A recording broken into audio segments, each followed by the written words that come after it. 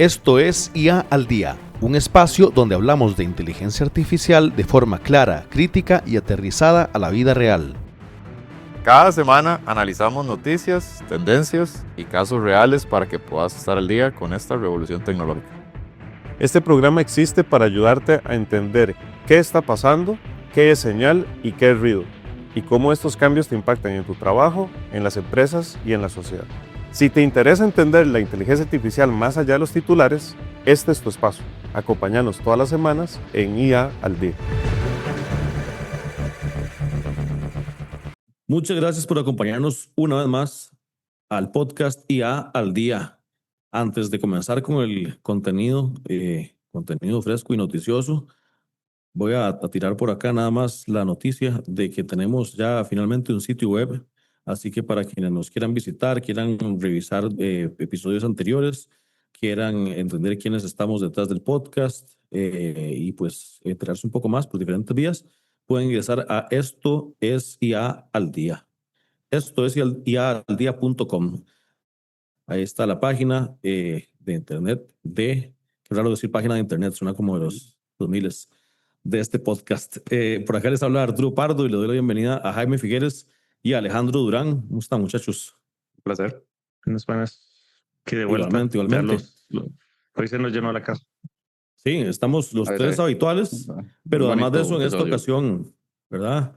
Sí, estamos de vuelta los tres de siempre, pero además en esta ocasión tenemos a un invitado que agradecemos mucho que nos acompañe. Tenemos con nosotros a Esteban Vallejo. Esteban es consultor en inteligencia artificial y tecnologías exponenciales. Además es autor del libro Artificial Anima, de la inteligencia artificial a la singularidad, que se publicó en el año 2024. Esteban, parte de su trabajo es acompañar a empresas, gobiernos y líderes en la comprensión y adopción de estas tecnologías emergentes, así que hoy viene a sumar su mirada a la conversación de este episodio. Esteban, muchas gracias por tu asistencia. Un gusto, gracias por la invitación. Gracias por tenerme por acá. Claro, Esteban, tal vez, bueno, ahorita empezamos a hablar de las noticias que tenemos esta semana. Contanos un poco, para comenzar, por dónde va tu libro y cómo lo hiciste. Sí, el libro habla de la evolución de la inteligencia desde la época primitiva, pasando obviamente por el tema de la inteligencia artificial, habla de inteligencia animal, colectiva, los distintos tipos de inteligencia para entender un poco el concepto, porque en esto hay mucha gente que incluso dice que no debería llamarse inteligencia artificial, sino que debería ser otro nombre, que la inteligencia es solo biológica. Hay una discusión sobre el tema y se va poco a poco hablando o evolucionando hasta el tema de lo que es lo que se conoce como singularidad, que es el punto de inflexión donde no sabemos qué más va a pasar, donde esa inteligencia artificial o esa tecnología nos sorprende tanto que no sabemos qué va a pasar en los siguientes meses, que en algunos casos hay expertos que dicen que ya estamos en ese punto, porque si ustedes me dicen qué va a sacar estas grandes casas de IA en los próximos meses, pues no lo sabemos, ¿verdad? O cuál va a ser el último agente o qué va a pasar con la IA en los próximos 3 a 6 meses, yo creo que es difícil preverlo, a diferencia de años atrás, donde tal vez era más fácil medir esa evolución. Ahorita en cualquier momento pues nos sorprenden con alguna noticia diferente. Entonces ese es el detalle principal o el trasfondo principal del libro, pero habla de temas importantes a nivel, por ejemplo, de identidad, cómo cambia la identidad de una persona, el propósito, a qué actividades se va a dedicar una persona en esta época o en esta era poslaboral, llamémoslo así. O sea, si la IA te deja sin empleo, sin trabajo, bueno, ¿cuál es tu identidad? Porque hay mucha gente que se define como, mira, yo soy experto en tal cosa, o yo soy ingeniero en sistemas. Dice, ya no puedes trabajar en cierta área, pues, ¿cómo te definiste? ¿Genera un shock? ¿No te genera un shock? ¿Cómo cambia tu identidad? ¿Cómo transforma incluso la definición, que eso es a lo que se mete más el libro, del mismo ser humano, ¿verdad? Porque el concepto de ser humano, tiempo atrás no existía. En la época antigua no se hablaba del ser humano como se habla hoy en día de manera integral, sino que se hablaba de hombres, mujeres y niños. Se habían categorías, ¿verdad? O sea, ni siquiera el mismo trato igualitario entre hombres y mujeres en algún momento, o entre niños. Incluso entre razas habían, o entre civilizaciones habían diferencias de trato. Estaban los civilizados, los bárbaros, ¿verdad? O sea, no había este concepto como completo de que todos somos humanos. Eh, Ese concepto es relativamente nuevo y habría que ver si una IA suficientemente avanzada le otorgaremos algún criterio de humanidad o no, por ejemplo, o si redefinirá lo que consideramos un humano o no. ¿Qué pasa con un humano, lo que llaman transhumanismo, un tipo cyborg, llamémoslo así, ¿verdad? Un humano que se integró con IA o que tiene un implante de estos chips que promueven algunas empresas y dice, ¿sigue siendo humano o no sigue siendo humano? Un humano con superinteligencia, con un implante de superinteligencia, ¿sigue siendo humano o no? ¿Verdad? ¿Dónde se trazan esos límites? Entonces, por ahí son como los cuestionamientos principales que hace el libro, y se habla lógicamente también de lo que se conoce como inteligencia artificial general y avanzada, transhumanismo, el tema de integración humano-máquina, gemelos digitales, si se puede crear vida artificial, que ya se habla por ahí en algunos laboratorios de ciertos, pues llamémoslo software, que crece, que evoluciona, que aprende, ¿verdad? Que simula ciertos aspectos de la vida. Entonces, es muy interesante a nivel reflexivo. O sea, el libro nos abre más como esa puerta a reflexionar de, bueno, hacia dónde va el mundo y qué nos depara y cómo podemos Claro. afrontarlo. Sí, sí, veo que tiene ciencia, tecnología, sociología, filosofía. Filosofía, todo un poquito, sí, sí. Claro, bueno, muy bien, muy Bastante bien. profundo. ¿A dónde está disponible este libro tuyo? En Amazon se puede conseguir si lo buscan como Esteban Vallejo, Inteligencia Artificial, o Esteban Vallejo, Artificial Anima, con el título, o sea, con el nombre del autor y el título lo consiguen en Amazon. Está tanto para impresión en paperback o en Kindle o digital si lo quieren descargar. Perfecto. Súper. Bueno, Esteban, muchas gracias entonces y una vez más por estar acá con nosotros y compartirnos de tu libro. Hoy, con todos los presentes, vamos a hablar de un tema que de alguna manera le da seguimiento a lo que conversamos en el episodio anterior. En el episodio anterior estábamos solo Jaime y yo por ahí conversando, que tenía que ver con la parte de seguridad, y venía la conversación a partir de un caso específico de fuga de un modelo que tenía que ver con cierta preocupación que para esta semana se ha multiplicado, y vamos a hablar de diferentes casos que se están dando, un poco haciendo la pregunta de que, bueno, ahora que está pasando esto de manera recurrente, ¿hacia dónde vamos? Y esta serie de incidentes podría generar algún cambio en el desarrollo, en la implementación, en la ciberseguridad pues, de los usuarios en general y de diferentes plataformas. Entonces, ese es nuestro tema principal hoy, hablando de estas capacidades avanzadas de la inteligencia artificial. Pero bueno, como es costumbre, vamos a hablar de noticias que han sucedido en esta semana. A ver, podemos comenzar hablando de un tema que siempre es importante, no pierde vigencia y pues incluye números bastante sorprendentes. De repente tiene que ver con el costo elevado, o más bien el negocio carísimo que puede ser la inteligencia artificial y el vínculo que tiene esto con la geopolítica. ¿Cuánto cuesta sostener esta carrera de la inteligencia artificial? Siempre hablamos de diferentes laboratorios, siempre hablamos de cómo cada uno está tratando de avanzar, destacando, sacando la nariz frente a sus competidores.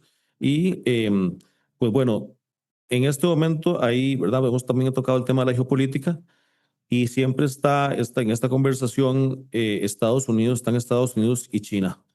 En este momento la conversación pues tiene a Estados Unidos preguntándose qué partes de la infraestructura pueden depender de China y cuáles no. Todavía de repente es una conversación en proceso, ¿verdad? Eso es una respuesta que no tiene en este momento pues una respuesta clara, pero bueno, entre los actores que están participando desde Estados Unidos tenemos SpaceX en su primer reporte como empresa pública.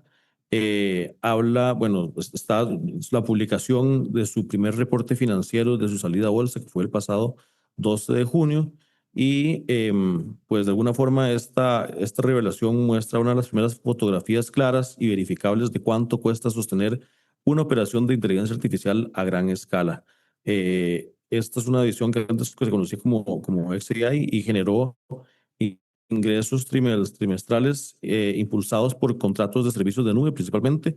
Entre ellos hay acuerdos con Anthropic y con Google para usar los centros de datos de SpaceX. El gasto de capital de la compañía se disparó de forma dramática en el mismo periodo de este que estamos hablando. Y bueno, nada más para darle una dimensión, Anthropic se comprometió a pagar $1.250 millones mensuales. Voy a repetir esa cifra porque es dramática. Anthropic se comprometió a pagar $1.250 millones mensuales hasta mayo del 2029. Y eso es solamente por el uso del centro de datos Colossus 1 de SpaceX para sus necesidades de cómputo. Esto quiere decir que, digamos, ya están con un compromiso financiero que se extiende por años hacia adelante. Alejandro, yo tengo con ganas de sumar algo por ahí. Sí, bueno, vamos a ver. Yo creo que era esperado. Yo creo que de hecho ya en los capítulos, inclusive dentro de la primera temporada de Al Día, veníamos con estos temas que ustedes saben y para todos nuestros seguidores y seguidoras siempre venimos con esos pequeños detalles que van sumando capítulo a capítulo y por eso siempre los invitamos a seguirnos semana a semana, porque sea como sea, hemos venido ya, ¿verdad? Con este tema. Yo realmente creo que esta cifra sí bueno, suena abismal, ya inclusive lo hemos visto mucho. Jaime ha traído datos también muy concretos en temas de lo que se está, y decimos nosotros, quemando en términos de dinero, todo lo que es la parte IA y los modelos de frontera. Yo creo que realmente lo que Anthropic está haciendo, y no lo veo desde mi punto de vista, yo ni siquiera lo veo como un gasto, lo veo como una apuesta a infraestructura, por muchos motivos, por sostener muchos de los modelos que vienen y demás. Eh, y bueno, hay un tema que viene importante, que es el problema de la tokenización, ¿verdad? Y cómo la economía a través de esta tokenización viene también con otra cola que trae. Y describe también un tema muy específico y es que importante porque casi nadie o casi ninguno de los laboratorios en realidad todavía estamos tan enfocados en todo el mejoramiento de lo que es el modelo como tal y el sacar estas nuevas versiones que realmente el diseño de arquitectura de IA pensando en el costo por token desde el día uno yo no lo veo como que realmente está sucediendo, ¿verdad? De nuevo, hay tanta inversión que tal vez no nos estamos preocupando tanto por eso, o no todos los laboratorios están preocupándose por eso, pero bueno, sí, creo que, de nuevo, no lo veo como que Anthropic o no lo visiono como un gasto, sino más bien una inversión en infraestructura. No sé qué piensan ustedes, compañeros. Perdón, nada más antes de pasar por ahí, que quería solicitar la definición de tokenización, que creo que es importante para entender, Ujú. ¿verdad? Porque es importante y porque Sí, hay una crisis alrededor de eso. sí, para los que no, tal vez nos escuchan inclusive por primera vez, el token es básicamente la moneda de cambio que utilizamos cuando trabajamos con tecnologías de inteligencia artificial generativa, llámese ChatGPT, Claude, y que son ahorita los más usados, ¿verdad? O más comerciales, donde inclusive aunque haya una suscripción, pues siempre hay un valor en el cual, y no lo vamos a poner tan técnicos para entrar en token out, token in, que es el proceso realmente donde se realiza esta exchange, digamos, o este intercambio de divisas, si lo queremos ver de esta forma, pero es el pago que no solamente hace el laboratorio, sino nosotros como usuarios también en el momento que hacemos utilización de ciertos modelos. Entonces, aunque usted inclusive esté dentro de un modelo, llámese, en este caso Anthropic, que tiene Claude, tiene diferentes modelos y esos modelos depende de su alcance, pues así también nos va a hacer ese cobro. Si lo queremos ver tal vez desde el punto de vista un poquito más normal, sería como la marea de un taxi cada vez que anda kilómetros, ¿verdad? Y te va sumando y hay diferentes formas de realizar ese pago. Pero básicamente eso viene siendo a muy fundamental explicación de lo que podemos hablar de tokenización. Creo que tenemos de hecho un capítulo que estemos pendientes para dedicar completamente a hablar de tokenización, que creo que también es un tema súper interesante. Sí, ahí de hecho, para sumar un poco a ese contexto, este corte de datos lo hicimos primera y segunda semana de agosto. Nada más que han habido algunas actualizaciones dentro del corte de noticias que hicimos en preparación del programa en las últimas 24 horas. De hecho, las últimas 24 horas han sido bastante demenciales en cuanto a la cantidad de noticias que han salido. Pero hablando específicamente de SpaceX, que es una referencia muy importante hacia dónde va la industria, hay que recordar que SpaceX, que es el brazo o el holding, o más bien era el brazo empresarial donde estaba toda el negocio de cohetes y de inversión espacial de parte de Elon Musk. SpaceX eventualmente termina comprando las otras líneas de negocio, incluida xAI, que es la de inteligencia artificial.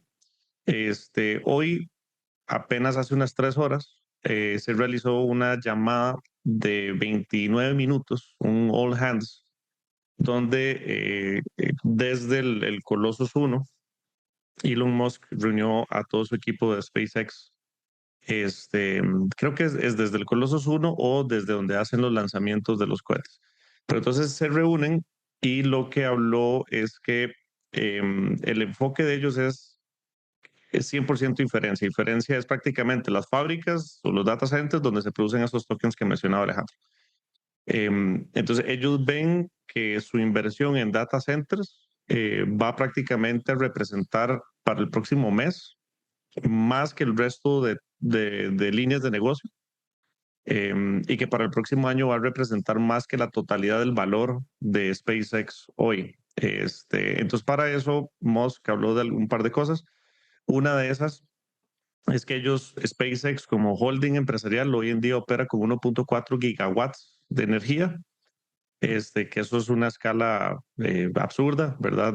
Muy por encima de la capacidad del consumo nacional de un país centroamericano, incluso es más es como 10 veces lo que requiere un país como Costa Rica o Guatemala, y que están buscando para finales del próximo año. O sea, recuerden que estamos en agosto del 2026, o sea, ya estamos en la recta final de este año y están planteando que para para finales del próximo año, o sea, un año y 4 meses, piensan ir de 1.4 gigawatts a 10 gigawatts, y para eso van a invertir $300.000 millones como base y hasta un tope, perdón, no invertir, piensan recuperar 300.000 millones a 500.000 millones en revenue ¿no? durante todo ese año. Mira.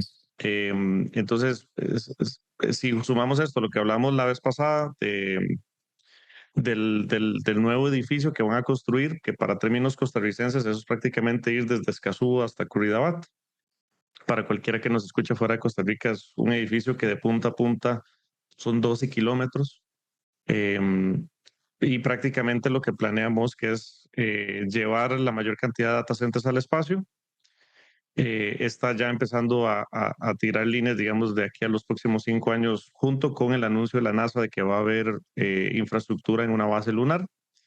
Y prácticamente lo que dijo en la conferencia del cierre es que el futuro es inteligencia artificial y robótica. Ese es el enfoque, digamos, de estas organizaciones.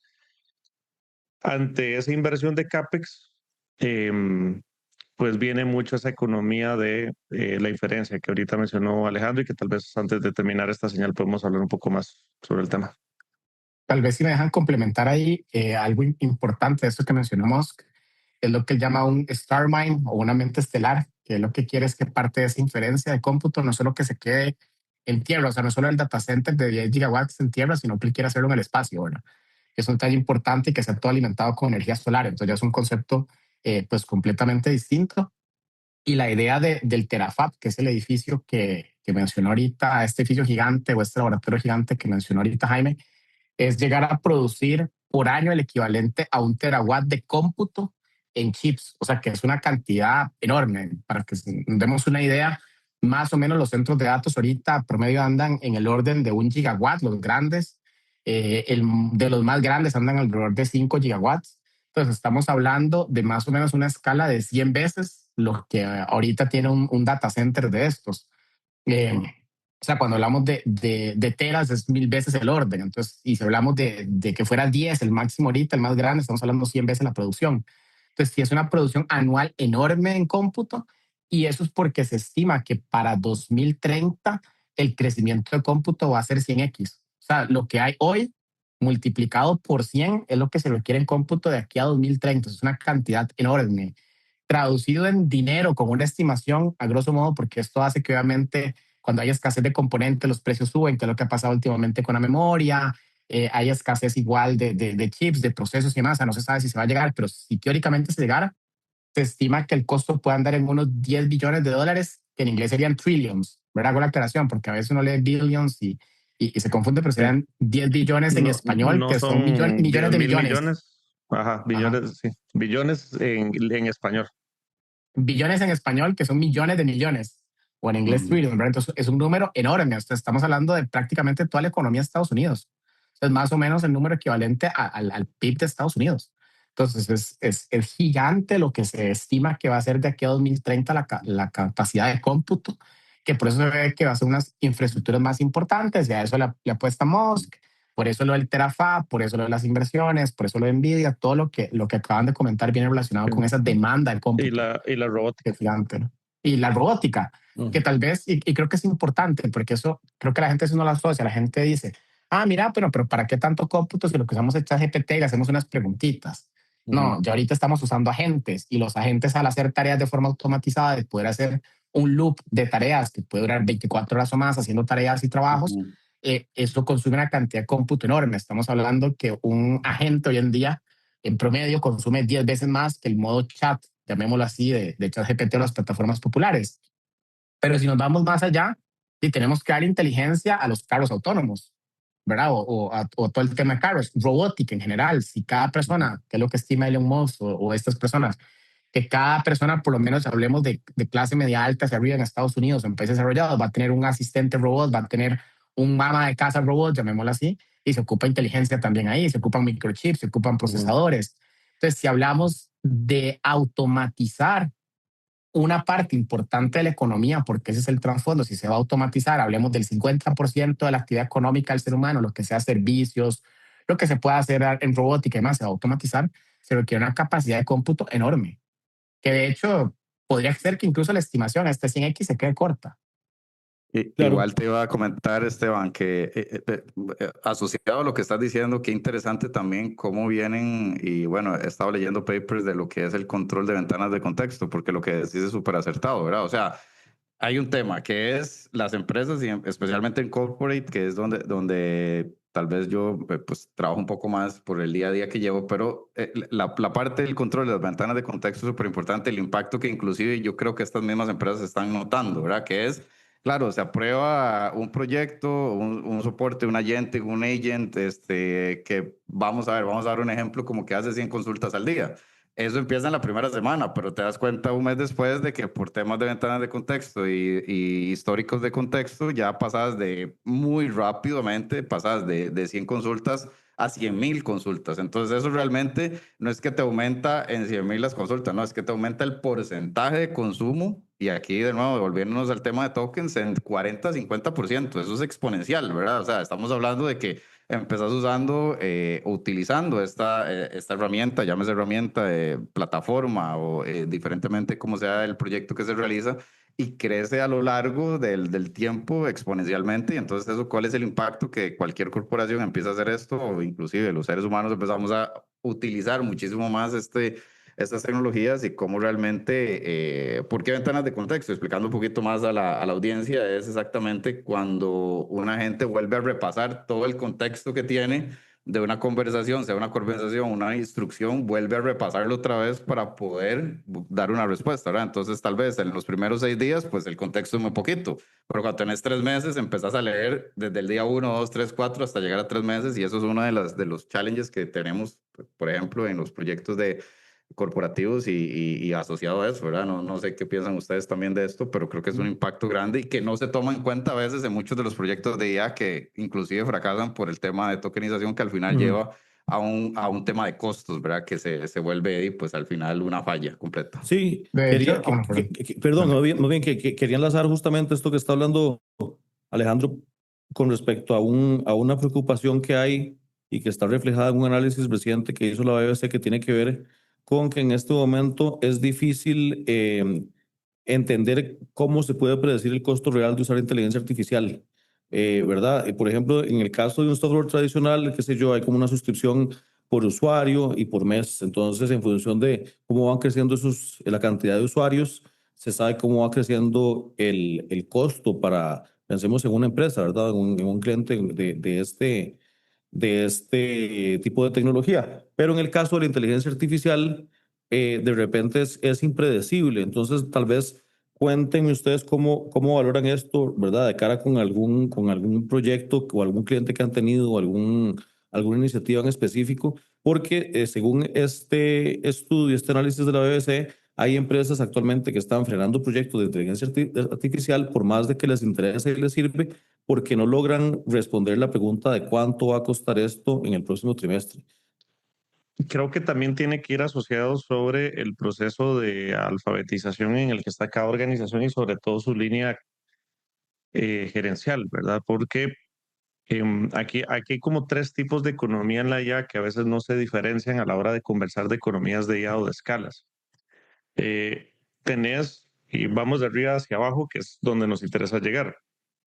Tenés esta macroeconomía prácticamente estructural que tiene que ver con data centers, que tiene que ver energía y que tiene que ver con el desarrollo de modelos fundacionales, que hoy en día participan 5 a 7 laboratorios, dependiendo si incluís a Estados Unidos y a China. Entonces tenés esa macroeconomía donde la barrera de entrada es absurdamente alta, como los datos que ya ahorita Esteban nos hizo el enorme favor de mencionar. Después tenés una segunda economía, que es la del consumo, no la de creación, sino el consumo de la inteligencia. Y ahí es donde las empresas todavía están intentando averiguar realmente qué significa automatizar procesos, y creo que la palabra automatizar tal vez ha generado mucho error a la hora de entender cómo aplicar esto en las distintas industrias. Y ahí tenés, dentro de esa categoría de consumo, tenés dos usos. Tenés el uso más pequeño, que es cuando uno le da licencias a las personas que trabajan con uno, ¿verdad? Entonces, licencias de Copilot, licencias de ChatGPT, licencias de Cloud. Y esas licencias normalmente van de 200, de 20, bueno, 25, porque son licencias Enterprise o de negocio, a $200.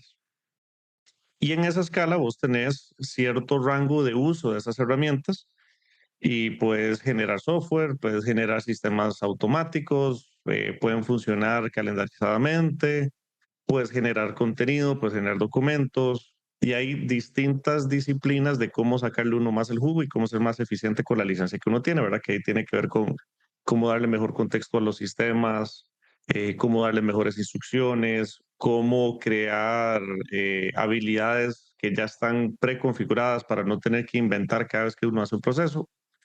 Y después está otra economía, que es la que se consume el token, esa divisa de canje, a través de un licenciamiento que es prácticamente por consumo, para que puede ser por un licenciamiento por consumo, por API, pues eso ya es un tema técnico de cómo se configura, pero entonces cuando lo haces por consumo, eso es la diferencia entre yo echarle todos los meses 20,000 colones o $40 de gasolina al vehículo versus nada más manejar el vehículo, y cada vez que necesito más gasolina paso por la gasolinera o la estación de servicio y compro más gas. Esa segunda economía eh, es donde tal vez han sido más agresivos muchas industrias, porque en la de la licencia ya definida, si vos le estás dando licencias al ser humano, quiere decir que vos estás apostando por una organización que va a ser humano más IA. Pero cuando estás usando el otro enfoque, que es por consumo, muchas veces la lógica es sustitución laboral del humano o frenar nuevas contrataciones. Y eso te lleva a preguntarte, por ejemplo, y tal vez Esteban ahorita puede elaborar un poquito más, pero te lleva a preguntarte, ok, ¿cuánto tiempo trabaja este agente o este sistema? ¿Cuántos tokens utiliza? ¿Cuántos documentos procesa? ¿Qué herramientas va a llamar para utilizar? Que si va a llamar el correo, que si va a ir a buscar en una carpeta, que si va a ver un video, que si va a interpretar un audio, si va a generar una transcripción, cuántas veces va a intentar hacer esa tarea, si las va a revisar o no, cuándo interviene el ser humano o no. Y entonces todo eso se termina volviendo prácticamente en una pesadilla financiera, que cuando vos no la tenés gobernada se vuelve eso, una pesadilla, ¿verdad? Y de hecho estamos empezando a ver algunos roles, de estos nuevos roles que siempre nos preguntan cuáles son. Pues en términos de transformación digital siempre ha estado el FinOps, ¿verdad? Que es como las finanzas de la operación tecnológica. En este caso se están generando como FinAIOps, que son personas que se enfocan específicamente en saber cuáles son esos presupuestos y cuáles son esos gastos y qué se puede aprobar y qué no se puede aprobar. Antes de pasarle la palabra a Esteban, recordar un ejemplo que habíamos mencionado hace 2 semanas. Una empresa que quiere utilizar inteligencia artificial porque quiere utilizarla, y entonces lo único que mide es el consumo de tokens, ¿verdad? Ese es un uso absurdo, porque es como decir, nosotros queremos ser una mejor empresa de logística, por lo tanto vamos a quemar más gasolina que nadie, ¿verdad? No es un sinsentido, pero al parecer esa sigue siendo una métrica en algunas empresas. Hay que tomar en cuenta que la IA hoy en día, cuando vemos la suscripción, digamos que está subvencionada. O sea, si uno realmente le saca provecho a ese plan de $20 o $100 o el plan que sea, es mucho más barato que el costo por tokens y que el costo de cómputo real. O sea, literalmente estás pagando casi que por la energía que se consume o hasta menos, dependiendo del cómputo. Entonces, es una IA que ahorita está subvencionada y por eso se puede aprovechar bien o por eso la gente, digamos, hace provecho de esa IA. Si vos pagaras el costo real de ese cómputo, ahí cuando pasas a pagar por tokens, uno dice, puña, esto es caro. O sea, esto requiere pues cierta medida o cierta rigurosidad con el presupuesto. Sin embargo, también si proyectamos hacia futuro, en un par de años, 2, 3 años a futuro, también ya se habla de que podemos correr IA de manera local, porque ya, por ejemplo, Apple se rumorea que va a sacar un chip el otro año más orientado a IA. Está el tema de Nvidia con sus chips también orientados a agentes. Por ejemplo, Mark Zuckerberg anunció hace poquito el tema de que lanzó open source un agente, digamos, o un sistema agéntico que puede correr también en local. Entonces, si vemos una proyección a futuro, podría ser que más bien tengamos mini servidores en las empresas o tipo, dependiendo del tamaño de la empresa, servidores, un data center, pero corriendo ya de forma más local.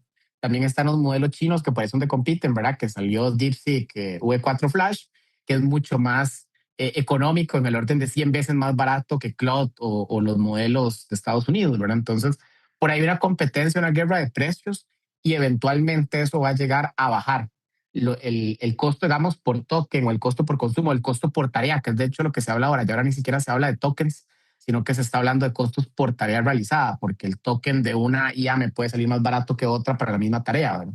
Entonces se habla de costos por tarea efectiva y de cuántas tareas hago. Esa es la forma en cómo se mide la productividad. Ahí el detalle que habría que ver, que hay algo que se llama la paradoja de Jevons, que es un tema económico, no me voy a meter en mucho tema técnico ahorita, pero básicamente es, bueno, si eventualmente el compute yo lo puedo correr local o a un muy bajo costo, digamos, tengo un plan de estos de China, de DeepSeek, que son súper baratos, 100 veces más baratos que Cloud, tal vez me animo a hacer más cosas, ¿verdad? Entonces, como es tan barato, me animo también a consumir más.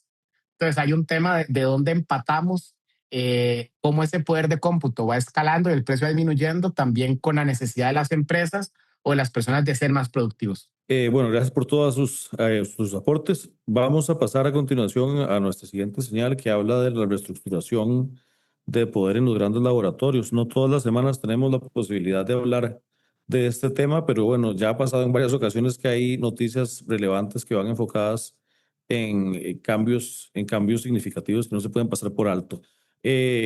Esta semana, Demis Hassabis dejó la dirección de Google DeepMind.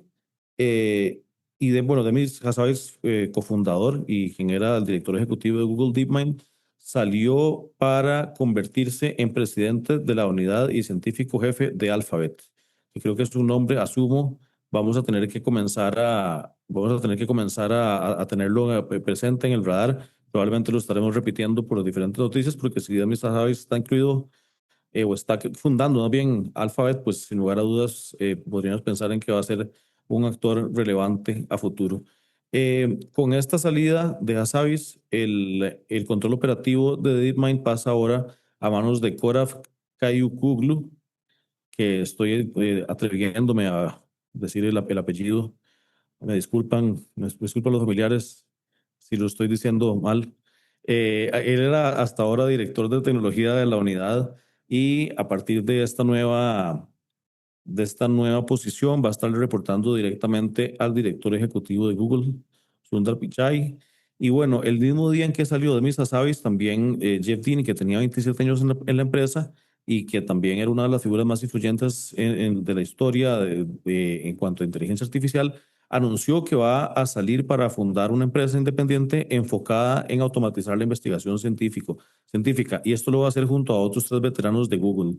Estas dos salidas importantes no se pueden pasar por alto y Google está insistiendo en que no tiene que ver, digamos, si bien se están anunciando el mismo día, no necesariamente están relacionadas entre sí. Sin embargo, en los corrillos, en los chismes de inteligencia artificial, se puede presumir que tal vez esto está sucediendo en el mismo momento en que hay retrasos reportados con el modelo Gemini 3.5 Pro. Y además con la salida de varios investigadores de peso hacia laboratorios competidores. Por otro lado, en Anthropic también hay reportes importantes que mencionar, y es que, bueno, ya le confirmó a TechCrunch, que es este medio especializado en tecnología, sobre el hecho de que está construyendo un equipo dedicado al diseño de chips personalizados para sus propias necesidades de cómputo. Se habla de la posibilidad de que esté eventualmente explorando la posibilidad de tener a Samsung como posible socio de fabricación. Jaime, que es nuestro reportero de farándula de inteligencia artificial, estoy seguro que nos puede compartir un poco más sobre estos cambios. Bueno, lo que dice el chisme de pasillo, entiéndase toda la gente que trabaja en Google, que ha hablado con reporteros y se ha filtrado por X, conocido antes como Twitter, que siempre decimos eso. Resulta que Jeff Dean, y Jeff Dean, para quienes no saben, Jeff Dean es lo más cercano a un semidios sobre la Tierra en temas de software e infraestructura. Es el empleado número 20 de Google. Y justamente en Google hay una categorización de empleados, donde uno va a nivel 1, nivel 2, nivel 3, nivel 4. Jeff Dean y su socio, que son los que se están retirando, Sanjay, los dos son los únicos empleados de Google, eran los únicos empleados Google nivel 11. O sea, eso es lo más alto, y los dos se retiran. Curiosamente, quieren pasarse a una nueva empresa llamada Discovery Loop. Y uno de los temas más graciosos es que normalmente cuando un founder quiere recibir inversión, hace una mega presentación con un montón de diseño. Jeff Dean lo que publicó en X, y Sanjay también. Ojo que Sanjay, de hecho, abrió su cuenta de X solo para hacer esto. Publicaron nada más 2 slides. Un slide que decía quiénes somos, ¿verdad? Jeff Dean, Sanjay Kemawat, Kwok Lok y Oriol Viniels, en orden alfabético. De hecho, lo ponen así, aunque Jeff Dean claramente es el nombre más pesado. ¿Y qué queremos hacer? Entonces, ¿qué han hecho para Google? Inventaron Google Search, o la búsqueda de Google. Inventaron Google Ads. Nada más, algo pequeñito. Inventaron Gmail, inventaron las noticias de Google, inventaron el Google Translate, fueron parte de la creación de Gemini, ayudaron a crear el Google File System, que es el de toda la administración de archivos en Google, el LevelDB, que también es manejo de base de datos, TensorFlow, los TPUs, que es la versión de GPU o de procesador que tiene Google para competir. Prácticamente todo lo que tiene que ver con búsqueda de inteligencia artificial, y después participaron también en el equipo de AlphaFold, que ganó premio Nobel. Crearon el primer chatbot neural en el 2015, antes de que saliera el paper Atención es todo lo que necesitas, que fue la que creó el Transformer. Es la que le permite a Google, crearon el software que le permite a Google a través de IA pronosticar el clima. Y varios sistemas de inteligencia artificial que han ganado medallas de oro en pruebas matemáticas y de programación. Trabajaron en Gemini 1, Gemini 2, Gemini 2.5, Gemini 3, Gemini 3.5. Entonces no es como que se va cualquiera. Se van entonces para su nueva organización, donde lo que están proponiendo prácticamente es trabajar en seguridad de inteligencia artificial, resolver la pobreza, resolver el cambio climático, resolver todas las enfermedades, y así una gran lista. O sea, prácticamente están buscando crear una nueva organización que se encargue de resolver casi que todos los temas pendientes para la ciencia. Lo que dicen los pasillos es que Demis Hassabis se ha enfocado mucho en utilizar Gemini para temas científicos. Es un científico de carrera, y que no estaba tan interesado en esta competencia de monetización de chatbots. Entonces, Demis también hace rato venía muy enfocado y ha estado cada vez hablando más de la necesidad de alinear adecuadamente estos sistemas y que haya gobernanza internacional. Está teniendo una participación muy pública en representación de la organización. Entonces, prácticamente Demis, desde que Google compra DeepMind, Demis era como un segundo CEO que tenía cierta independencia. Entonces, Demis parecía que ya quería salirse. Le pidieron que pasara más bien a ser el chair de Google DeepMind, que es más una posición de junta directiva, para evitar un golpe en bolsa, y que después pudiera pasarse a Isomorphic Labs, que es un laboratorio enfocado donde busca literalmente, y esta es su promesa en la página, resolver todas las enfermedades humanas, eliminarlas, resolverlas. así como perseguir otros temas científicos, varios de los problemas del milenio, como N igual NP, que lo pueden buscar en Google para quienes quieren ver de esos temas. Y entonces, prácticamente esto es como el final de la compra que empezó hace años. Ahora sí, Google integra Google DeepMind como un departamento más y ahora sí lo va a dirigir como una empresa. De hecho, la persona que eligen para dirigirlo es una persona que ha sido excepcionalmente eficiente en manejar Google DeepMind, como no lo están manejando Demis, que es con un enfoque más de negocios.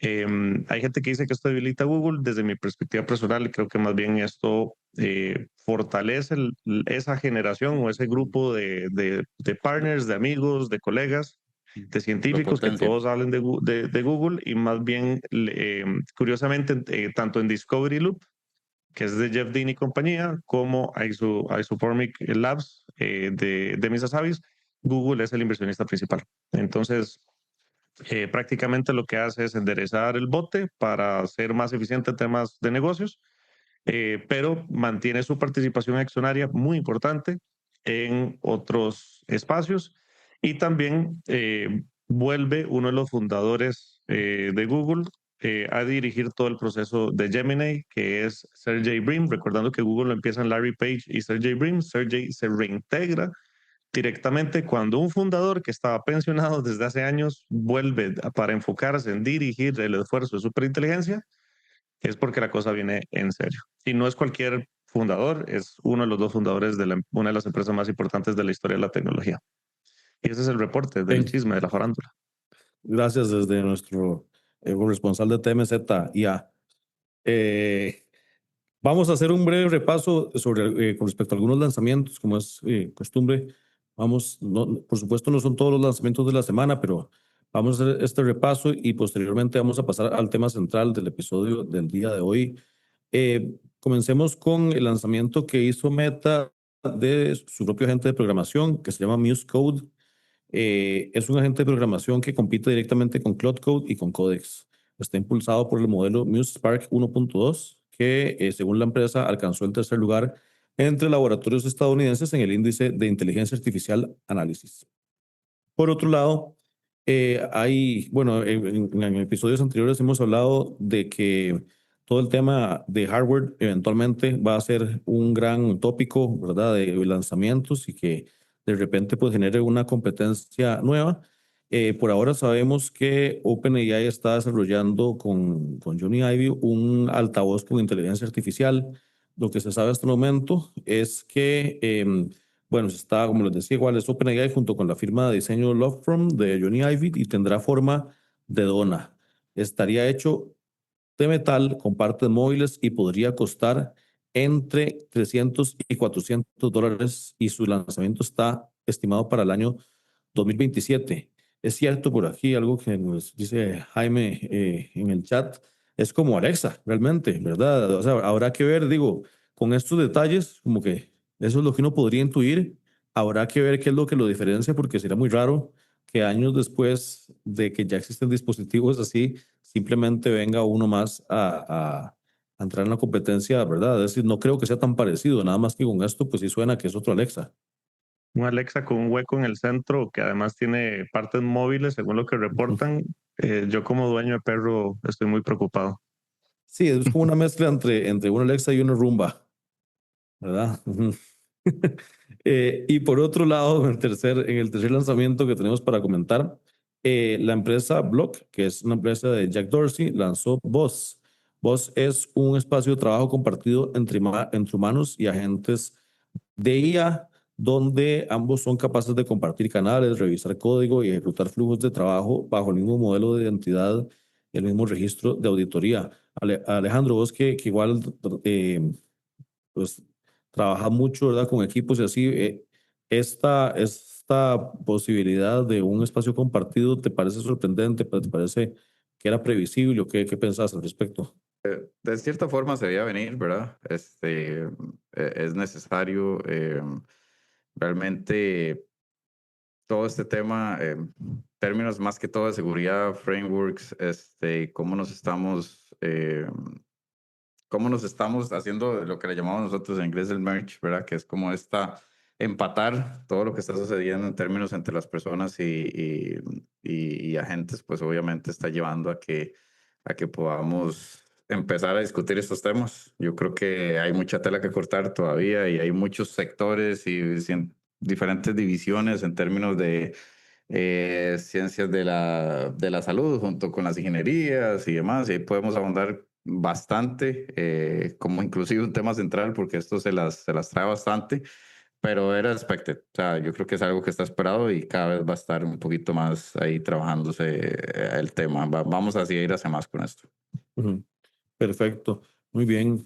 Y luego de hacer este repaso de lanzamientos, vamos con el tema principal de hoy, que como hablábamos al principio, tiene que ver con seguridad y las capacidades avanzadas de la inteligencia artificial. Por supuesto que hay un vínculo con un tema que hemos venido hablando en episodios anteriores, que de repente, pues en este caso, vemos de repente con manera crítica la multiplicación de incidentes, de ataques, de fugas, ¿verdad? Ya habíamos visto y habíamos analizado en el episodio anterior eh, el caso de OpenAI, que frenó el desarrollo de uno de sus modelos porque no podía descartar que tuviera capacidades críticas para ejecutar ciberataques por sí solo.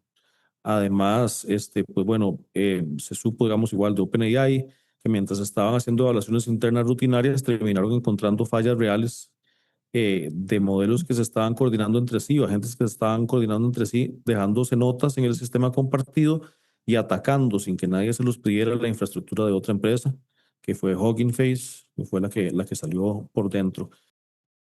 Lo más importante acá, que surgió del todo el tema del ataque a este conjunto de los agentes de OpenAI con Hugging Face, es que OpenAI dice que no se ha dado cuenta, ¿verdad? O sea, que fue como algo que no lograron monitorear o supervisar bien y se dieron cuenta hasta después.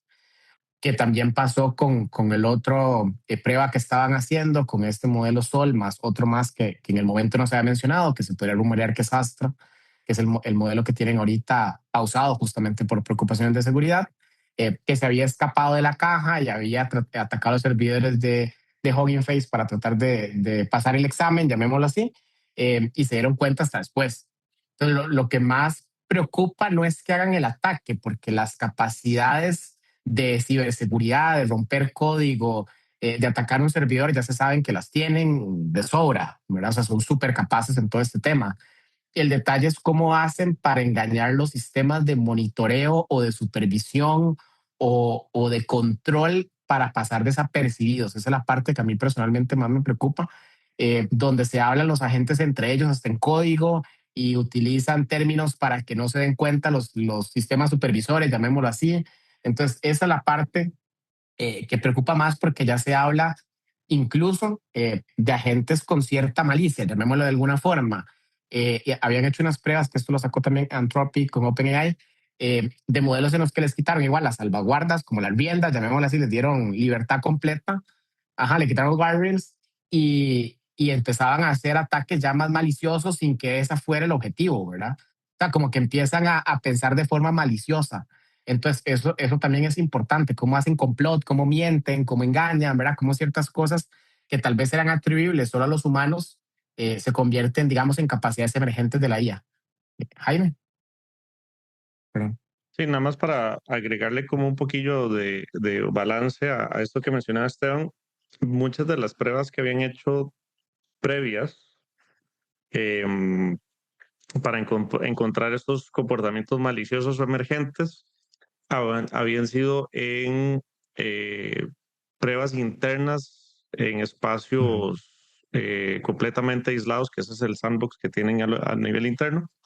Lo que se ha presentado, y curiosamente ya salió el video, de hecho hay una conferencia que se llama Black Hat, que algunos de aquí lo conocen porque tiene que ver con temas es como una terminología que se utiliza en el mundo del hacking. Está el White Hat, que es como hacer las cosas como hackeo ético, y está el Black Hat, que es el, bueno, todo vale. Pero la gente de OpenAI fue muy transparente en llevar el tema a la conferencia. De hecho, es un video como de 48 minutos que recomiendo ver. Y también está el reporte de Anthropic, que de hecho lo presentó el mismo Dario Amodei.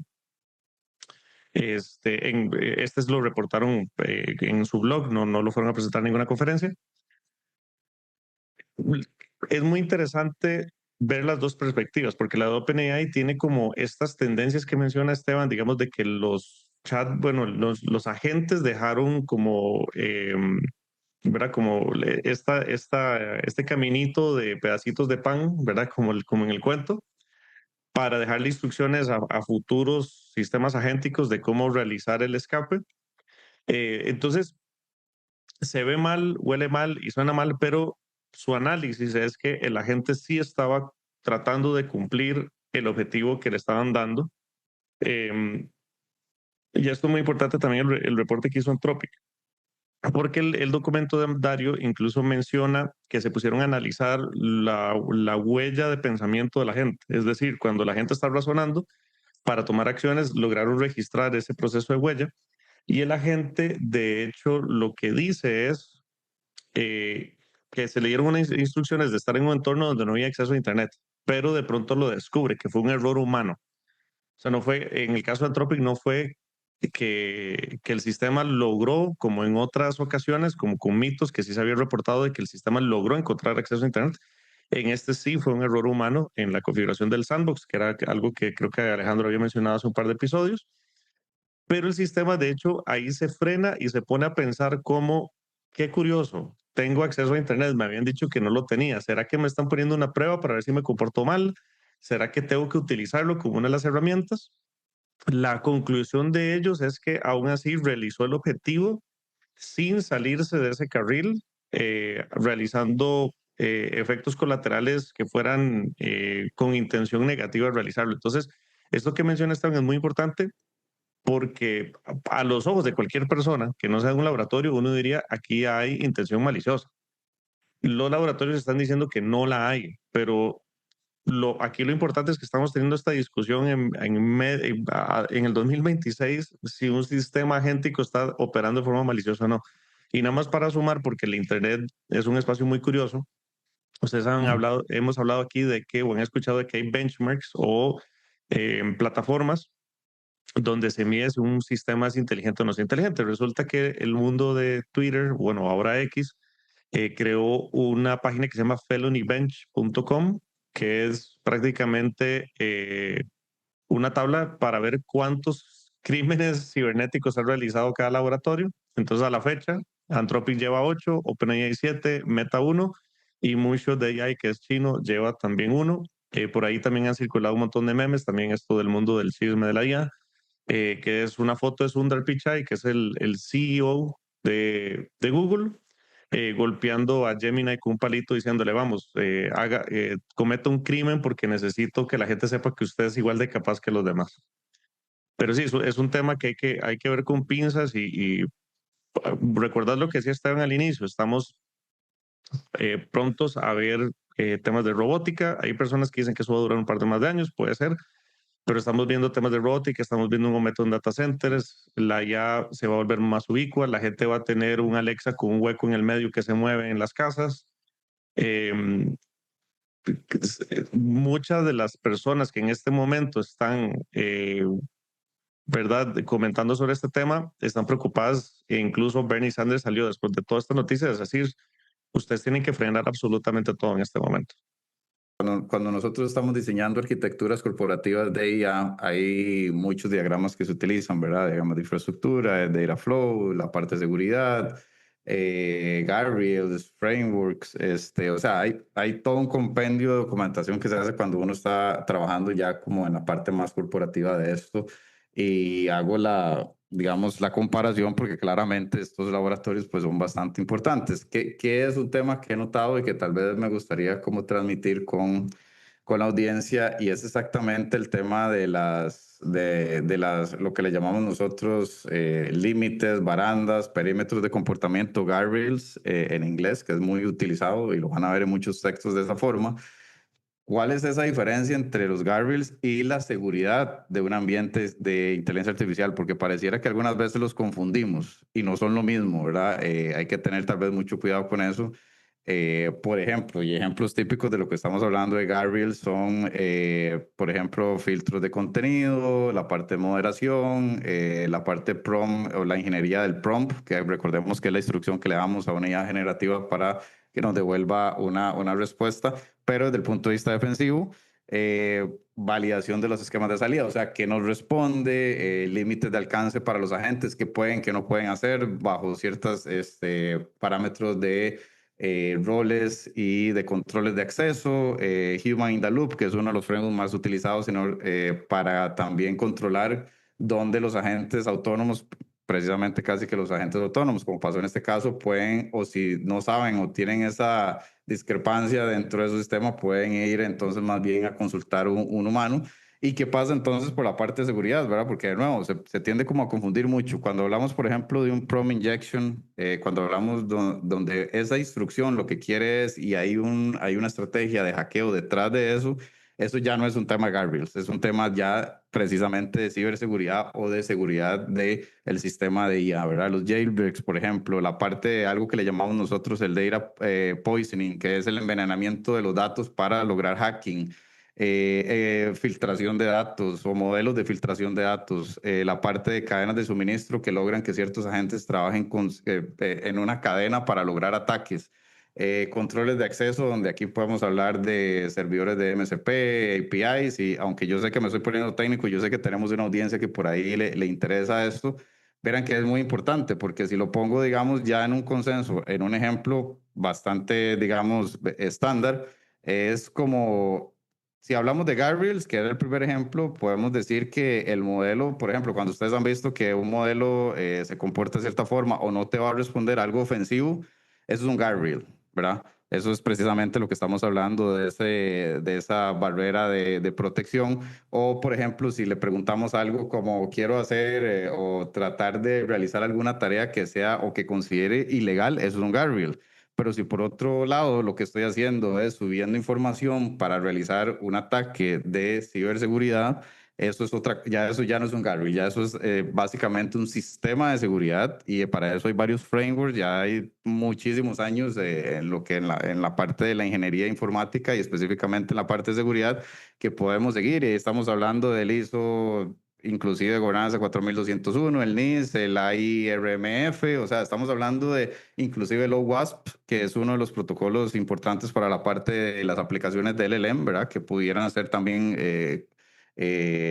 digamos, aliados en la parte de seguridad. Entonces, nada más tal vez como que me gustó el hecho de poder ver esto y transmitir a la audiencia que no siempre cuando estamos trabajando, porque lo veo y lo veo específicamente tal vez con gente que tal vez no tiene tanta experiencia, el que confunden la parte de guardrails y dicen, no, ya mi código, mi aplicación hecha con IA está segura, porque los guardrails están puestos. Los guardrails son, veámoslo como políticas que están bien a implementar, pero no son los sistemas de seguridad, ¿verdad? Ese no es el guarda que está afuera del banco, ni tampoco la alarma que tenemos ahí, y cómo reaccionar frente a ciertos ataques, ya que son, como lo mencionaba Esteban y también por ahí Jaime, más maliciosos y demás. Entonces tal vez ese era como el aporte que quería hacer para esta sección. Y la idea que hay un detalle importante, porque hablas de los frameworks de sistema de seguridad y se discute mucho también de cómo haces para controlar los modelos que son de pesos abiertos y locales. Porque evidentemente vos, el gobierno de Estados Unidos, o que sea, puede ponerle barreras o frameworks a todos los modelos de Anthropic, de OpenAI, todos que están centralizados en un servidor y que controla una empresa, pueden tener barreras, pero un modelo abierto que corres vos en tu servidor de forma local, eso lo puedes hacer como vos querás. De hecho, en el ataque de OpenAI a los servidores de Hugging Face, lo que usaron para defenderse fue un modelo chino de pesos abiertos, el GLM 5.2, si no me equivoco, porque los de Anthropic y OpenAI ni siquiera podían contraatacar por los mismos guardrails que tenían, no podían defenderse, digamos, por las mismas barreras que tenían. Entonces, ¿qué pasa con un agente malicioso? Hablemos de una organización criminal que tiene unos data centers propios, unos servidores propios, con modelos chinos o abiertos hasta personalizados para ellos con sus propios pesos, ¿verdad? Ahí no hay ley que entre, ahí no hay seguridad que entre, que de hecho hace como un mes se reportó, creo que el primer ransomware hecho 100% agéntico, no sé si ya habían hablado de esa noticia, el de JPUF o algo por el estilo, y este era un ransomware que sí hizo un hacker, o sea, el hacker usó un LLM para hacerlo, pero lo hizo un agente casi de 100% autónomo y logró secuestrar bases de datos, pedir la plata, que le pagaran, o sea, todo el tema típico de secuestro de información hecho con un LLM. ¿Verdad? Entonces, sí hay un riesgo porque, y se rumorea que fue un modelo abierto lo que usó, lógicamente, porque eso sí permite de que vos lo personalices. Entonces, está ese riesgo de cómo le ponemos salvaguardas a modelos cerrados o a modelos centralizados y cómo los modelos abiertos y pues quedan por la libre para el que lo quiera correr como quiera correrlo. Ese es el Yo creo tema de que me fondo. uno, sí, yo creo que me uno, Esteban, a lo que decís, porque de nuevo, en los ambientes corporativos que estamos observando, bueno, y hay un tema aquí que se llama, ¿verdad? Internacionalmente se conoce como el Shadow AI y es la manipulación existente y real en ambientes productivos corporativos de inteligencia artificial generativa que no está avalada por la compañía como tal. Eso significa el Shadow AI. O sea, el hecho que yo esté utilizando una herramienta donde mi empresa me dice que lo que yo puedo usar es Copilot bajo ciertos parámetros, métricas y demás, y lo que yo estoy haciendo es, pues digamos, no haciendo caso a esa política y utilizando sistemas abiertos, instalando sistemas de open source como de nuevo Kimi, GML y todos los diferentes modelos que podemos tener en una computadora, siempre y cuando el hardware se lo permita y que no están autorizados por el sistema de TI corporativo de la empresa, es algo que ahorita está creciendo exponencialmente. De hecho, el otro día que estaba viendo cifras, han pasado en 3 años prácticamente casi un 45% de elevación porque las empresas ni siquiera saben cómo traquear esto. Ya empezamos a ver sistemas inteligentes que están empezando a ver el tema de cómo traquearlo, sistemas de DLP o Data Loss Protection, que ya son empresas inclusive de seguridad que están muy encaminadas a cómo identificar esto dentro de la red, ¿verdad? Dentro del grid interno y corporativo, pero sigue siendo un challenge increíble. O sea, yo lo he visto y lo he vivido en estos últimos 4 años de cómo las empresas ni siquiera saben cuál es el Shadow AI o el porcentaje de Shadow AI en una empresa. Ni siquiera lo saben, si es un 40%, un 20%, un 90%, no lo saben. Y esto contribuye muchísimo a lo que es el poder, los ataques o los hackers, y volvámonos tal vez hace algunos años, ¿verdad? Y no vamos a hablar y ni a ahondar tampoco en esa parte, pero lo que le llamábamos nosotros la ingeniería social, el cómo más bien el ataque no es directamente hacia los sistemas, sino más bien primero hacia los usuarios y cómo de ahí más bien paso a los sistemas, ¿verdad? Que es verdaderamente exactamente la ingeniería social, es lo que está pasando. Las personas están empezando a ponerse muy creativos y creativas, ¿verdad? A crear agentes, lo cual está muy bien, pero sin saber mucho de lo que requiere y de lo que hay que tener mucho cuidado en términos de seguridad y de protocolos de seguridad y toda la parte de frameworking, porque simplemente por algo es que las empresas no están aprobando estas herramientas. Entonces yo creo que por ahí va también relacionado, lo he visto mucho, y definitivamente son huecos de seguridad que se crean en las empresas y las corporaciones por meramente un gran culpable, que es el Shadow AI, ¿verdad? Que los hackers claramente conocen de esto y se hacen aprovechar de esto. Ahora, hasta ahora estamos hablando de casos, de ejemplos más para las empresas y que tienen que ver con las decisiones corporativas, pero también cuando hablamos de ese tipo de casos conviene aterrizarlo al uso del día a día, al uso que le puede dar un usuario que no necesariamente tiene el conocimiento técnico y tecnológico para hackear, pero que sí puede sacarle provecho a algunas fallas del sistema. Entonces, traigo aquí a la mesa un caso muy específico de reciente que de alguna forma sirve para ejemplificar esto. Un hombre en Australia le pidió a su agente de inteligencia artificial, que es un agente muy servicial, ya van a ver por qué, que le ayudara a reservar un cupo en una clase de gimnasio que era muy solicitada. Entonces, esto fue usando Claude, pero ejecutado a través de una herramienta de terceros que se llama OpenClaw. Entonces, este agente, después de esta solicitud, lo que hizo fue encontrar una falla en el sistema de reservas que le permitió reservar con semanas de anticipación más de lo que debería ser posible.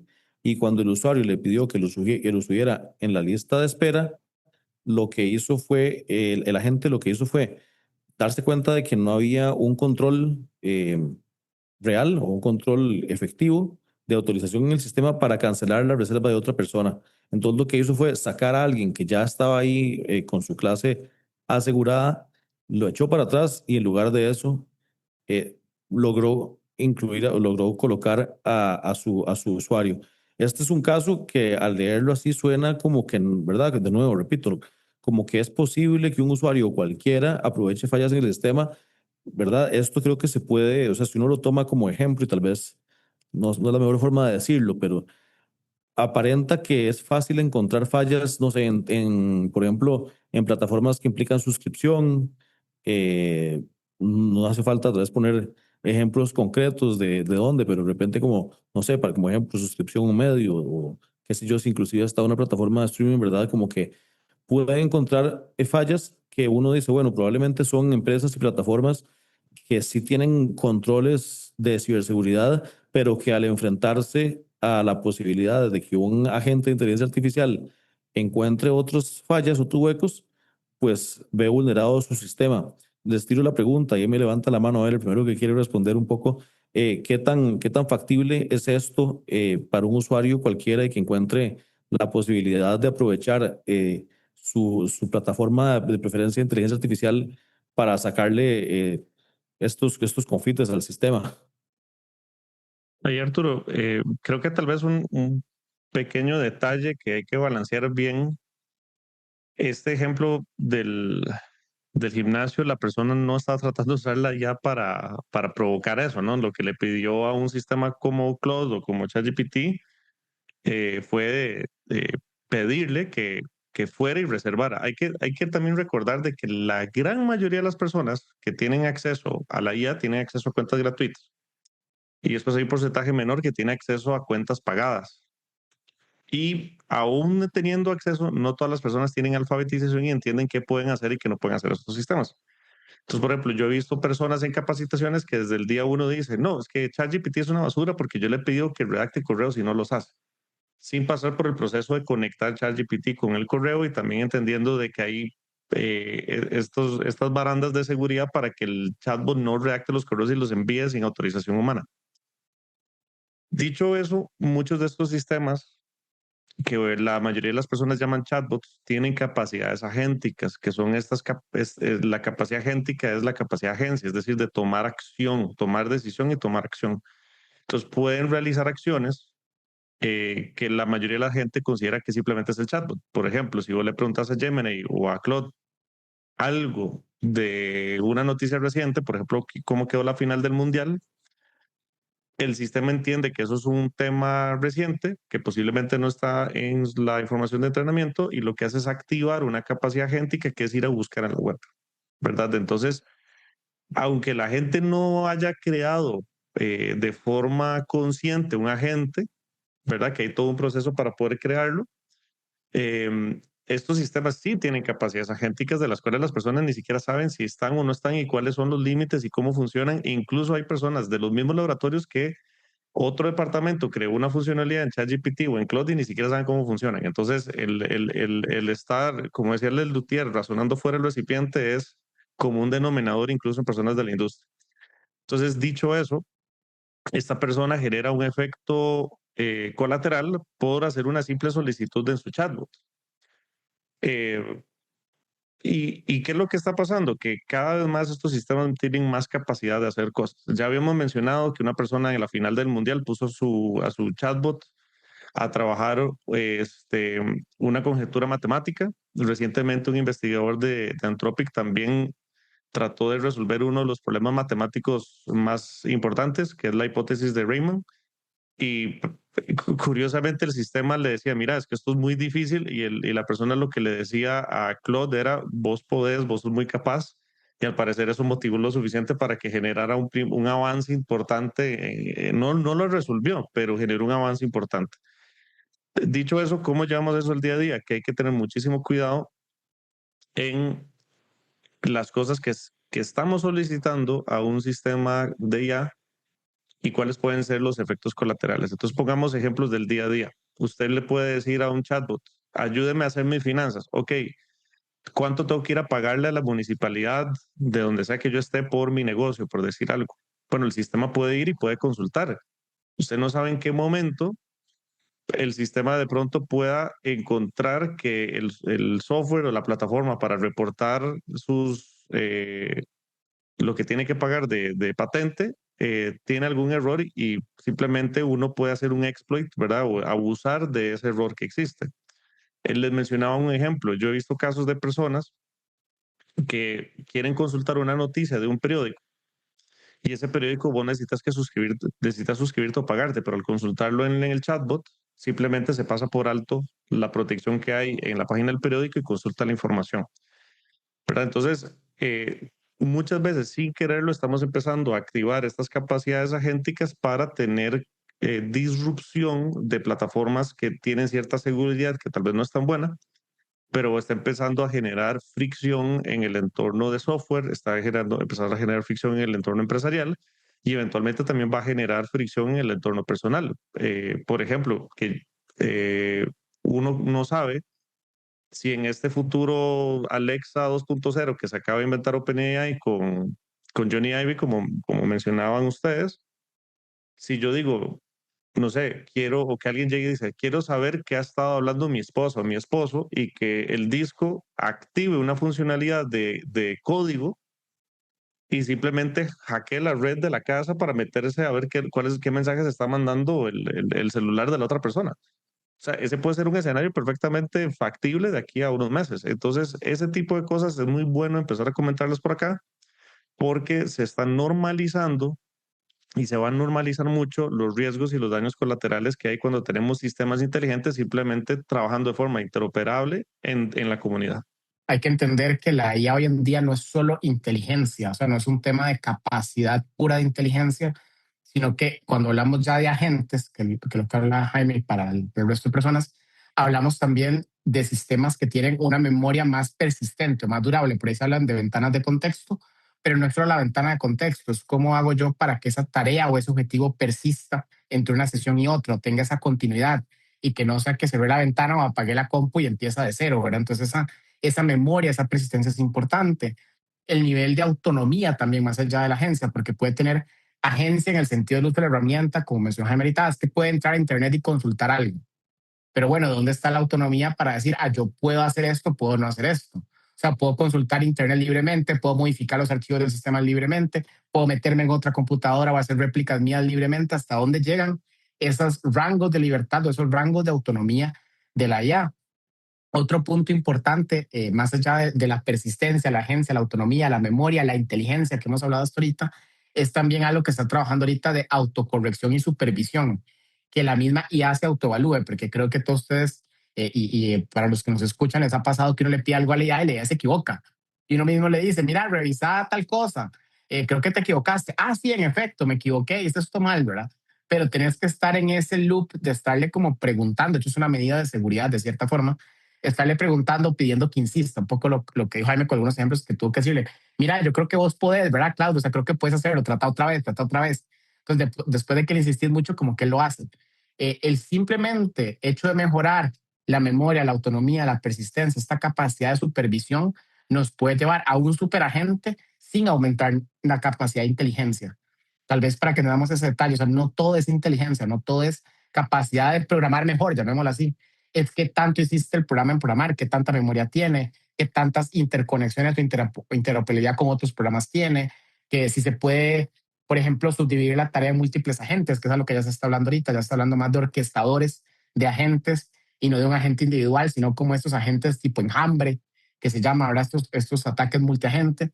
Entonces, eso de trabajar en conjunto, en organización, dividir tareas, dividir subtareas, tener persistencia, memoria, también es importante porque la gente creo que no dimensiona eso. O sea, el público piensa en su mayoría que, ChatGPT como Jaime, yo le pregunto algo y no lo hace. Sí, pues estás en modo chat en la versión free.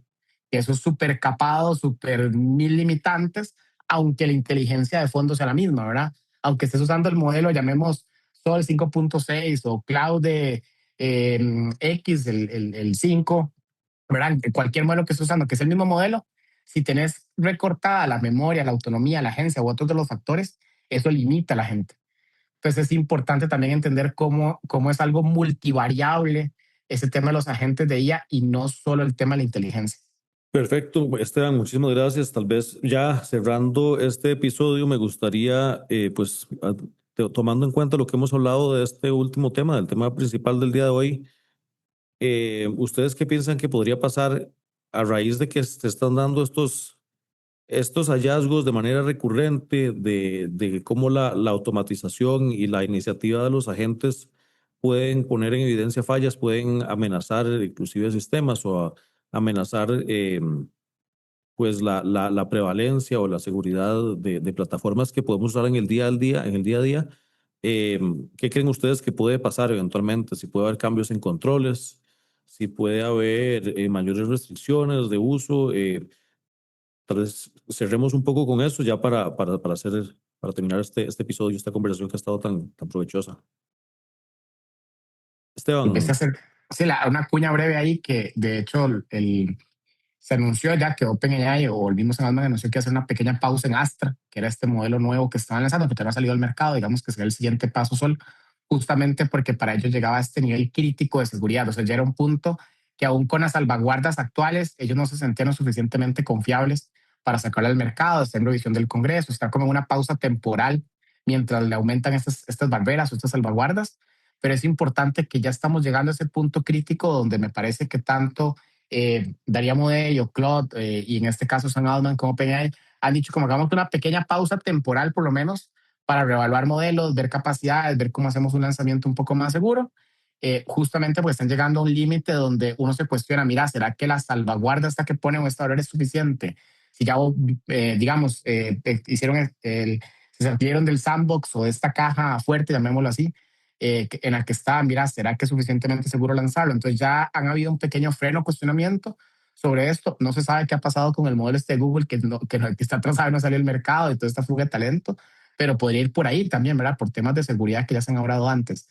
Entonces, sí, en efecto hay pausas, sí, en efecto hay limitaciones, y para mí lo más importante es que las empresas deberían de ponerse pilas con esto, porque estamos hablando, con los ejemplos que vimos hoy, de que llamémosle cualquier muchachito hacker que tenga acceso a una IA abierta o sin mucha salvaguarda puede, digamos que hackear en buena teoría cualquier sistema que no tenga una seguridad muy fuerte. Decía que esto es importantísimo y creo que en el 2027, al menos desde mi punto de vista y que me toca trabajar, ya como ustedes saben, en un ambiente más corporativo, definitivamente, vamos a hablar mucho, mucho de seguridad. El otro año, yo creo que este año fue el año Agentic, ¿verdad? Todo fue Agentic desde el principio, mucho de multitarea, que todo lo que hemos ido mencionando durante los diferentes capítulos, tanto de la primera temporada como de la segunda, pero ahora se nos viene encima la consecuencia de todo lo que vivimos en esas primeras etapas tempranas. Y es así como lo veo yo, porque lo estoy viviendo. Y tal vez creo que me remonto a cuando lo viví en su momento como arquitecto de multicloud, cuando trabajaba así, y que en algún momento llegamos a algo que se llamó el Zero Trust. Es algo que ya ha pasado. Es cuando la locura de todo lo que pasaba con el cloud, llámese AWS, Azure y GCP, o la nube de Google Cloud, se empezaron a migrar sistemas, pero fue algo, ¿verdad? Fue masivo, duró obviamente varios años, no como lo que estamos viendo hoy en día, que pues cambia cada semana y se vuelve muchísimo más poderoso cada semana, exponencialmente, no tiene comparación, pero sí es parecido. ¿Por qué parecido? Porque al final nos dimos cuenta de que tal vez nos fuimos un poquito adelantados al hecho de que, bueno, claro, por temas de costos, por temas de agilidad, por temas de anchos de bandas, redundancia geográfica, y ahí puedo seguir nombrando todas las capacidades de lo que el cloud nos dio corporativamente y personalmente, no solamente corporativo.